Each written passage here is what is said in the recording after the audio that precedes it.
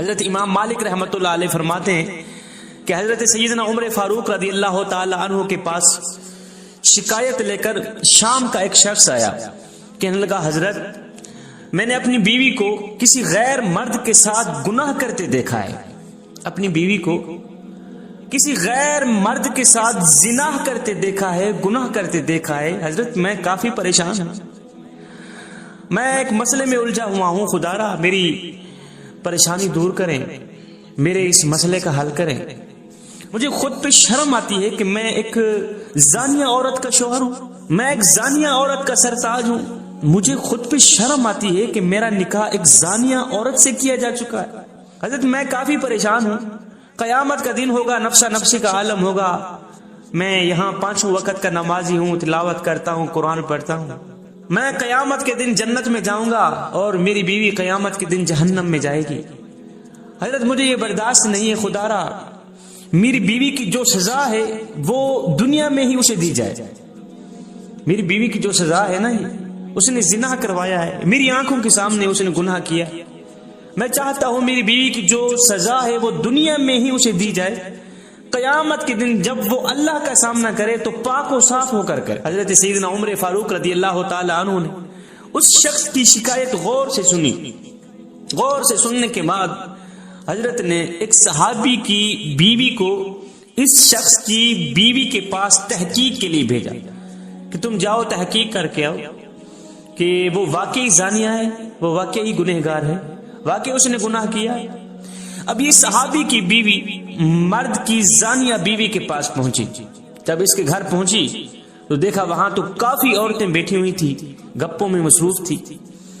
تو اس صحابی عورت نے اس زانیہ عورت کو علیحدہ بلایا، کہنے لگی دیکھ زندگی 4 دن کی ہے، جوانی ڈھل جائے گی، بڑھاپا آ جائے گا، ایک وقت ہوگا روح تن سے جدا ہو جائے گی، دنیا میں ہمارا نام بھی باقی نہیں رہے گا، اس ختم ہونے والی زندگی میں اگر ہم مالک کی نافرمانی کر کے جائیں تو یہ ہمارے لیے اچھا نہیں ہے۔ صحابیہ نے اس گنہگار عورت کو کہا کہ ابھی اور اسی وقت یہاں آگ جلائی جائے، وہاں آگ جلائی گئی، صحابیہ نے کہا ابھی اور اسی وقت اپنا ہاتھ آگ میں ڈالو، کہا نہیں ڈال سکتی، کہا نہیں ڈالو،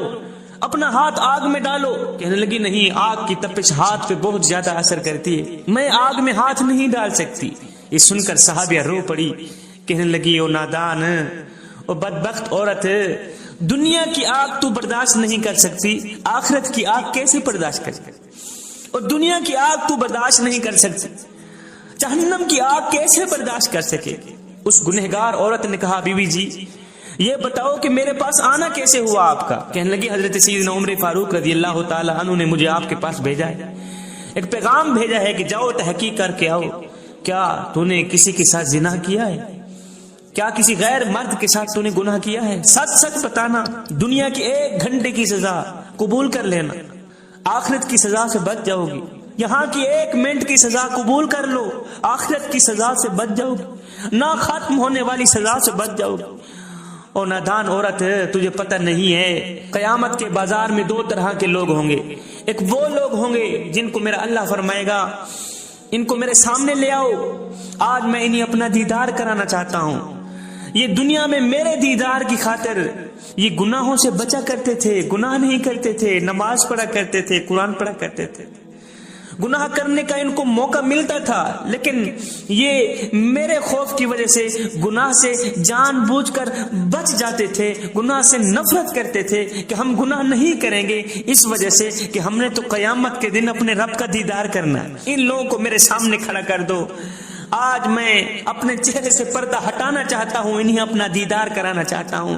ایک وہ لوگ ہوں گے جن کو اللہ تعالیٰ فرمائے گا قیامت کے دن فرشتوں ان کو دفع کرو، ان کو دفع کرو،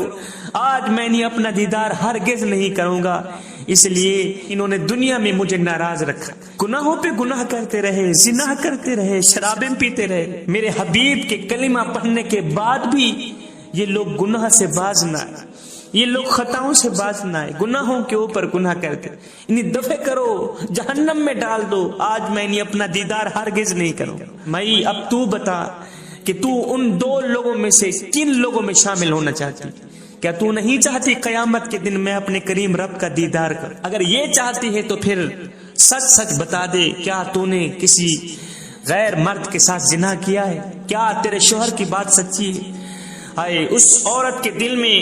ایمان کا چراغ اس طرح روشن تھا، اس نے کہا دنیا کی سزا مجھے قبول ہے، دنیا میں سزا پا کر آخرت میں پاک و صاف ہو کے اللہ کا سامنا کروں۔ قیامت کے دن جب اللہ پوچھے گا وہ اپنی جوانی کہاں گزار کے آئی ہے، بڑھاپا کہاں گزار کے آئی ہے، اور دل میں کس کی محبت لے کے آئی ہے، کس کا پیار لے کے آئی ہے، اس وقت میں کیا کہوں گی کہ مالک میں دنیا کی محبت لے کے آئی ہوں، مالک دیکھ میرے دل میں ساری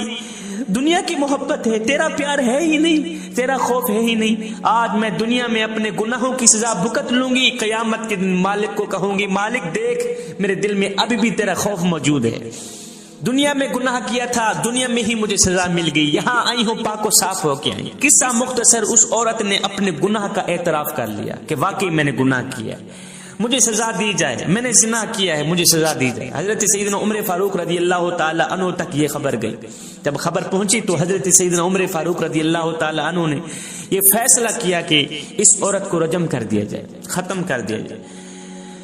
آپ کا یہ فیصلہ تھا نا، اس عورت کو ختم کر دیا، اگلے جہان اسے پاک و صاف بنا کے بھیجا گیا۔ یہ واقعہ یہاں پہ ختم ہوا۔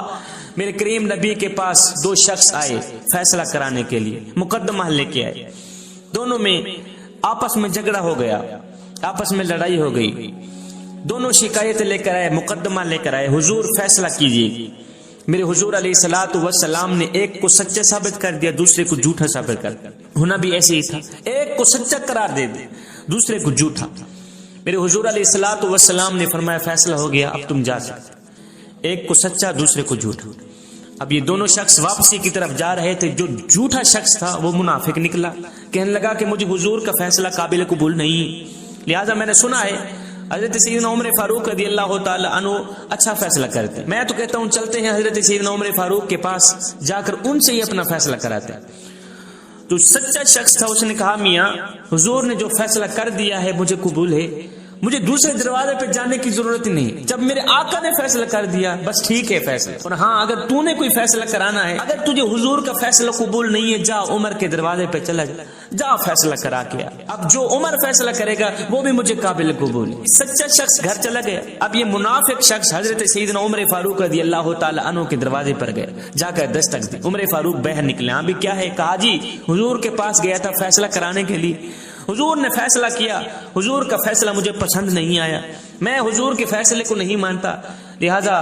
میں نے سنا ہے کہ آپ عدل کرتے ہیں، انصاف کرتے ہیں، آپ کے دروازے پہ آیا ہوں، لہذا آپ ہی میرا فیصلہ کریں۔ آپ نے فرمایا اچھا تو میرے آقا کے پاس گیا تھا، آقا نے آپ کا فیصلہ کیا، حضور کا فیصلہ آپ کو پسند نہیں، میرے نبی کا فیصلہ آپ کو پسند نہیں ہے، اس لیے تو میرے دروازے پہ آیا ہے کہ حضور کا فیصلہ رد کر کے میں آپ کا فیصلہ کروں۔ کہاں جی ہاں۔ حضرت سیدنا عمر فاروق رضی اللہ تعالی عنہ نے فرمایا اچھا تو یہاں رک، میں ابھی آیا تیرا فیصلہ کرتا۔